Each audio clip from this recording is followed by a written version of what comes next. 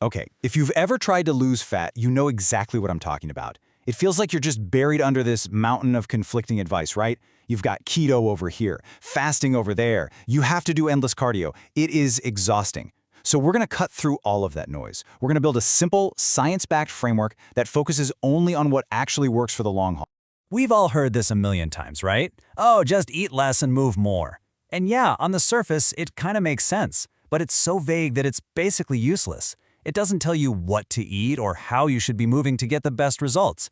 And that's exactly why so many of us end up just spinning our wheels and eventually giving up altogether. So what if we've been looking at this whole thing the wrong way? What if real success, the kind that actually lasts, isn't about grinding yourself into the ground, but about being smart and putting your energy where it's going to give you the biggest possible return?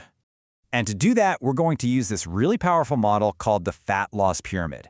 Now think about a real pyramid. The foundation, that huge base at the bottom, is everything. If you get that part right, the entire structure is rock solid.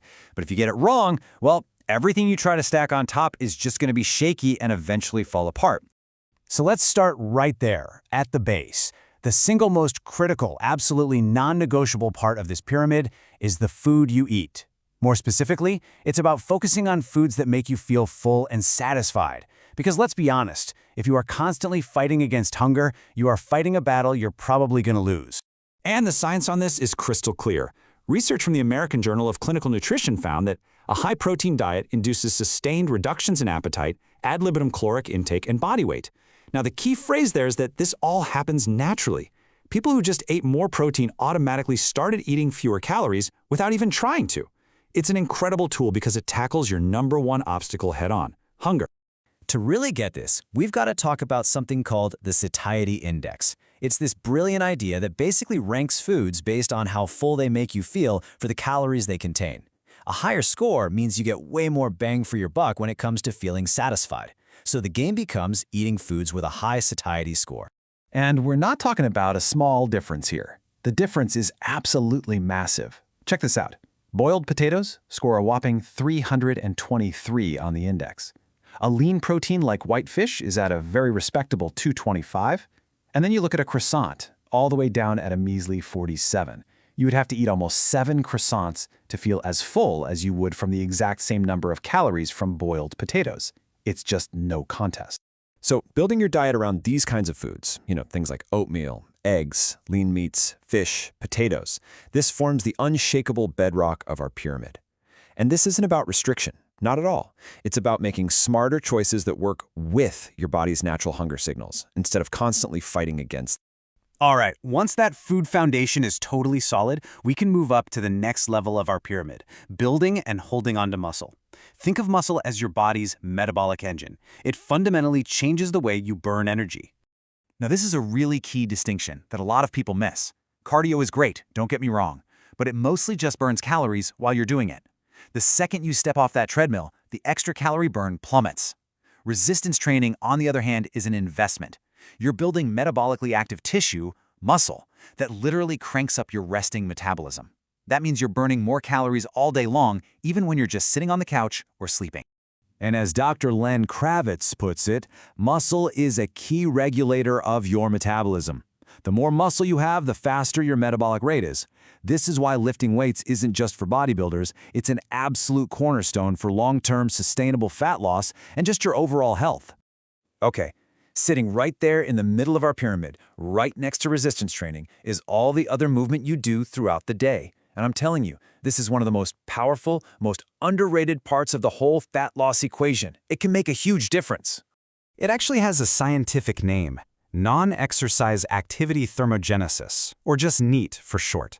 It's really just a fancy way of describing all the calories you burn from fidgeting, from walking to your car, from doing chores around the house, taking the stairs.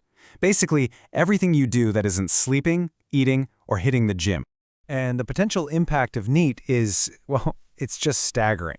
Get this, research has shown that the difference in NEAT between two people of a similar size can be as high as 2,000 calories per day. No, that is not a typo. Just by being a more active person in your daily life, you can radically increase how many calories you burn every single day. And the best part? It's so easy to work this into your life. We're not talking about huge commitments here. It's all about making tiny, conscious choices all day long. Park in the farthest spot from the door. Always take the stairs. Pace around when you're on a phone call. Put on some music and turn cleaning the house into a mini workout. All those little things, they really add up. Okay, so now we've finally made it to the very top of our pyramid, the peak. This is where all the trendy, the sexy, the highly debated topics live. These are the little details, the small optimizations you can play with. Right, so this is where we start talking about things like intermittent fasting, or when you should eat your meals, or whether you should do your cardio on an empty stomach. These topics get so much attention online, but I want you to notice where they are in our hierarchy. They are right at the tippy-tiny top of the pyramid. Fitness expert Andy Morgan puts it perfectly.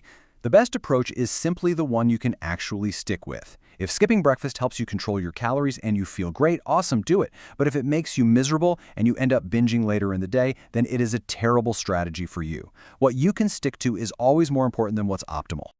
Just remember, these are the 1% tweaks. They're optimization tools, not requirements. They might give you a tiny edge, but only after you have completely mastered the 99% that makes up the rest of the pyramid. So please, don't waste your energy worrying about meal timing if you haven't even nailed your protein intake and your strength training yet. And there it is, our completed pyramid. It's a crystal clear roadmap. You start with the foundation, prioritize protein and high satiety foods. You build on top of that with muscle from resistance training and more daily movement. And then, and only then, do you worry about the little tweaks at the very peak. This structure gives you absolute clarity on where you need to focus. You know, this really is the ultimate takeaway. It's the 80-20 rule in action. If you focus 80% of your energy on that solid foundation, what you eat, and building your strength, you are going to get 80, maybe even more, of your results. It's time to stop getting distracted by the small stuff and just nail the fundamentals. So, that leaves us with one last really important question. Forget all the complicated stuff for a minute. Looking at that solid, powerful base of this pyramid, what is one simple, foundational habit that you can commit to building this week?